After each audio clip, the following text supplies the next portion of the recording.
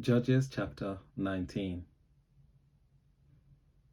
In those days, when there was no king in Israel, a certain Levite residing in the remote parts of the hill country of Ephraim took to himself a concubine from Bethlehem in Judah. But his concubine became angry with him, and she went away from him to her father's house at Bethlehem in Judah, and was there some 4 months. Then her husband set out after her to speak tenderly to her and bring her back. He had with him his servant and a couple of donkeys. When he reached her father's house, the girl's father saw him and came with joy to meet him. His father-in-law, the girl's father, made him stay, and he remained with him 3 days. So they ate and drank, and he stayed there. On the 4th day, they got up early in the morning, and he prepared to go. But the girl's father said to his son-in-law, "Fortify yourself with a bit of food, and after that you may go." So the 2 men sat and ate and drank together, and the girl's father said to the man, "Why not spend the night and enjoy yourself?" When the man got up to go, his father-in-law kept urging him until he spent the night there again. On the 5th day, he got up early in the morning to leave, and the girl's father said, "Fortify yourself." So they lingered until the day declined, and the 2 of them ate and drank. When the man with his concubine and his servant got up to leave, his father-in-law, the girl's father, said to him, "Look, the day has worn until it is almost evening. Spend the night. See, the day has drawn to a close. Spend the night here and enjoy yourself. Tomorrow you can get up early in the morning for your journey and go home." But the man would not spend the night. He got up and departed, and arrived opposite Jebus, that is Jerusalem. He had with him a couple of saddle donkeys, and his concubine was with him. When they were near Jebus, the day was far spent, and the servant said to his master, "Come now, let us turn aside to the city of the Jebusites and spend the night in there." But his master said to him, "We will not turn aside into a city of foreigners who do not belong to the people of Israel, but we will continue on to Gibeah." Then he said to his servants, "Come, let us reach one of those places, and spend the night at Gibeah or at Ramah." So they passed on and went their way, and the sun went down on them near Gibeah, which belongs to Benjamin. They turned aside there to go in and spend the night at Gibeah. He went in and sat down in the open square of the city, but no one took them in to spend the night. Then, at evening, there was an old man coming from his work in the field. The man was from the hill country of Ephraim, and he was residing at Gibeah. The people of the place were Benjamites. When the old man looked up and saw the wayfarer in the open square of the city, he said, "Where are you going, and where do you come from?" He answered him, "We are passing from Bethlehem in Judah to the remote parts of the hill country of Ephraim, from which I come. I went to Bethlehem in Judah, and I am going to my home. Nobody has offered to take me in. We, your servants, have straw and fodder for our donkeys, with bread and wine for me and the woman and the young man along with us. We need nothing more." The old man said, "Peace be to you. I will care for all your wants, only do not spend the night in the square." So he brought them into his house and fed the donkeys. They washed their feet and ate and drank. While they were enjoying themselves, the men of the city, a perverse lot, surrounded the house and started pounding on the door. They said to the old man, the master of the house, "Bring out the man who came into your house, so that we may have intercourse with him." And the man, the master of the house, went out to them and said to them, "No, my brothers, do not act so wickedly. Since this man is my guest, do not do this vile thing. Here are my virgin daughter and his concubine. Let me bring them out now. Ravish them and do whatever you want to them, but against this man do not do such a vile thing." But the men would not listen to him. So the man seized his concubine and put her out to them. They wantonly raped her and abused her all through the night until the morning. And as the dawn began to break, they let her go. As the morning appeared, the woman came and fell down at the door of the man's house, where her master was until it was light. In the morning, her master got up, opened the doors of the house, and when he went out to go on his way, there was his concubine lying at the door of the house, with her hands on the threshold. "Get up," he said to her, "we are going." But there was no answer. Then he put her on the donkey, and the man set out for his home. When he had entered his house, he took a knife, and grasping his concubine, he cut her into 12 pieces, limb by limb, and sent her throughout all the territory of Israel. Judges chapter 20. Then all the Israelites came out from Dan to Beersheba, including the land of Gilead, and the congregation assembled in one body before the Lord at Mizpah. The chiefs of all the people of all the tribes of Israel presented themselves in the assembly of the people of God, for 100,000 foot soldiers bearing arms. Now the Benjaminites heard that the people of Israel had gone up to Mizpah.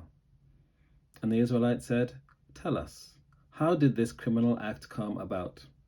The Levite, the husband of the woman who was murdered, answered, "I came to Gibeah that belongs to Benjamin, I and my concubine, to spend the night.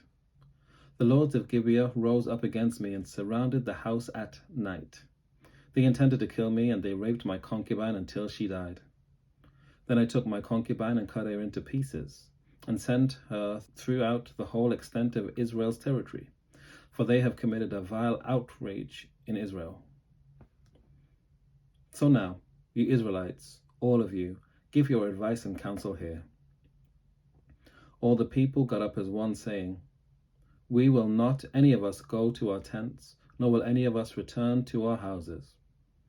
But now, this is what we will do to Gibeah. We will go up against it by lot. We will take 10 men from 100 throughout all the tribes of Israel, and 100 of 1,000, and 1,000 of 10,000, to bring provisions for the troops, who are going to repay Gibeah of Benjamin for all the disgrace that they have done in Israel." So all the men of Israel gathered against the city, united as one. The tribes of Israel sent men through all the tribe of Benjamin, saying, "What crime is this that has been committed among you? Now then, hand over those scoundrels in Gibeah, so that we may put them to death and purge evil from Israel." But the Benjaminites would not listen to their kinsfolk, the Israelites. The Benjaminites came together out of the towns of Gibeah to go out to battle against the Israelites. On that day, the Benjamites mustered 26,000 armed men from their towns, besides the inhabitants of Gibeah. Of all this force, there were 700 picked men who were left-handed. Every one could sling a stone at a hair and not miss. And the Israelites, apart from Benjamin, mustered 400,000 armed men, all of them warriors. The Israelites proceeded to go up to Bethel, where they inquired of God, "Which of us shall go up first to battle against the Benjaminites?" And the Lord answered, "Judah shall go first." Then the Israelites got up in the morning and encamped against Gibeah. The Israelites went out to battle against Benjamin, and the Israelites drew up the battle line against them at Gibeah. The Benjaminites came out of Gibeah and struck down on that day 22,000 of the Israelites. The Israelites went up and wept before the Lord until the evening, and they inquired of the Lord, "Shall we again draw near to battle against our kinsfolk the Benjaminites?" And the Lord said, "Go up against them." The Israelites took courage and again formed the battle line in the same place where they had formed it on the first day. So the Israelites advanced against the Benjaminites the second day. Benjamin moved out against them from Gibeah the second day, and struck down 18,000 of the Israelites, all of them armed men. Then all the Israelites, the whole army, went back to Bethel and wept, sitting there before the Lord. They fasted that day until evening. Then they offered burnt offerings and sacrifices of well-being before the Lord. And the Israelites inquired of the Lord, for the ark of the covenant of God was there in those days. And Phinehas, son of Eleazar, son of Aaron, ministered before it in those days, saying, "Shall we go out once more to battle against our kinsfolk the Benjaminites, or shall we desist?" The Lord answered, "Go up, for tomorrow I will give them into your hand."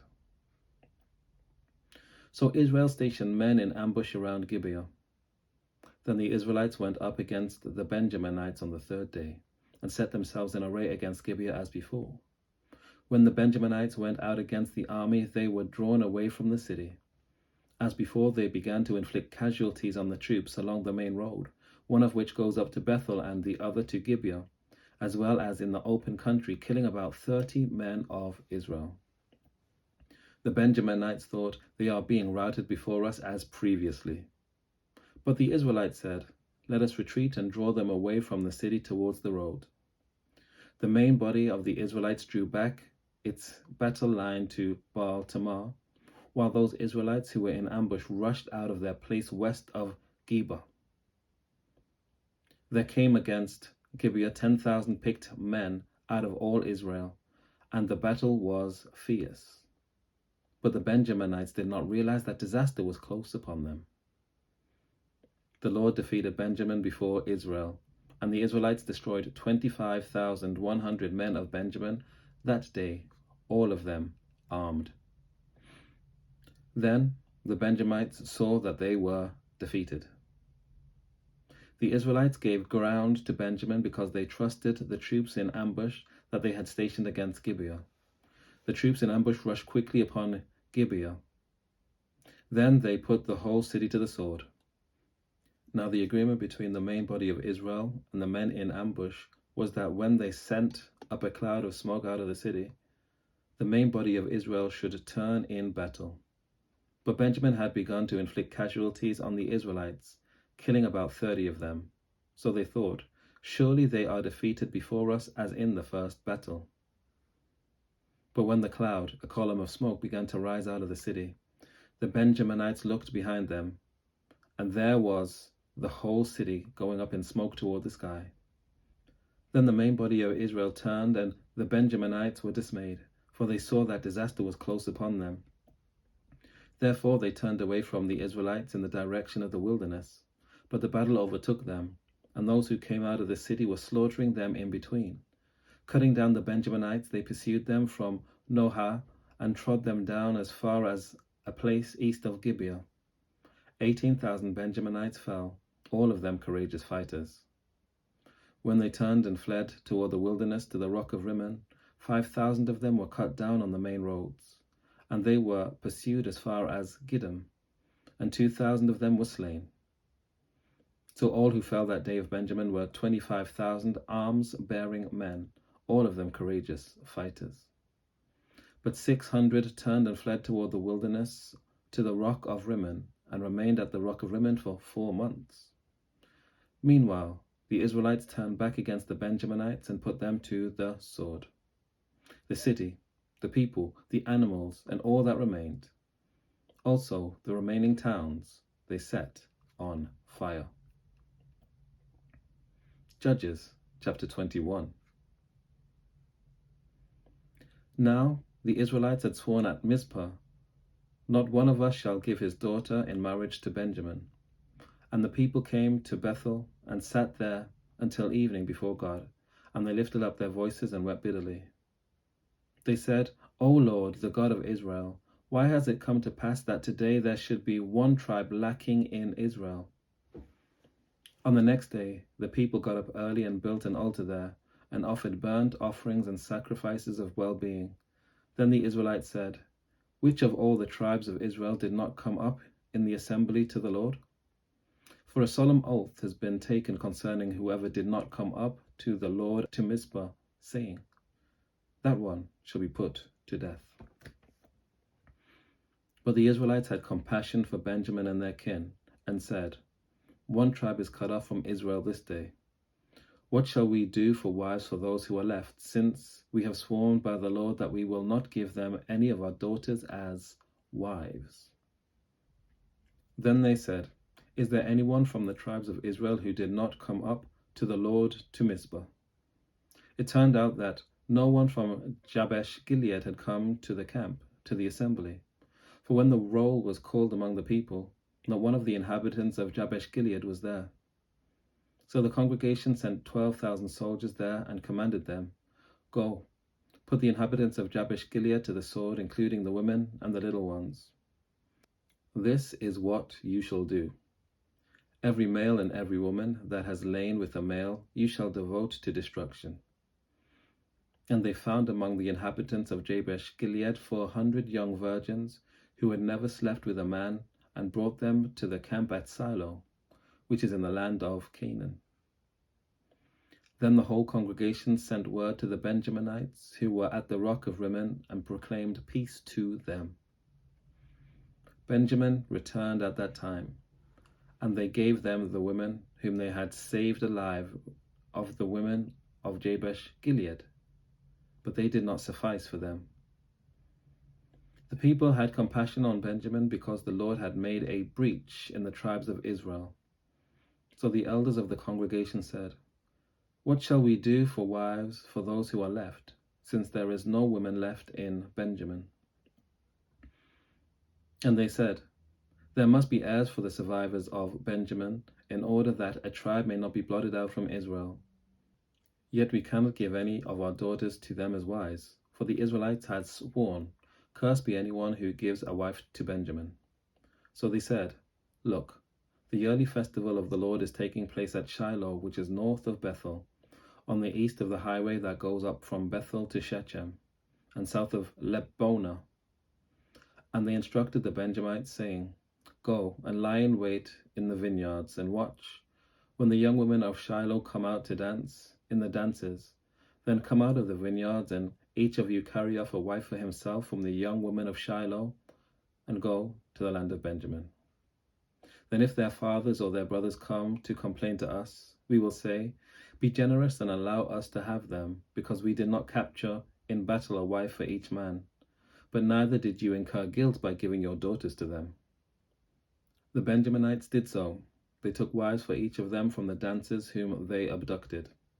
Then they went and returned to their territory, and rebuilt the towns and lived in them. So the Israelites departed from there at that time by tribes and families, and they went out from there to their own territories. In those days there was no king in Israel, or the people did what was right in their own eyes. Take care. God bless. I'll see you next time.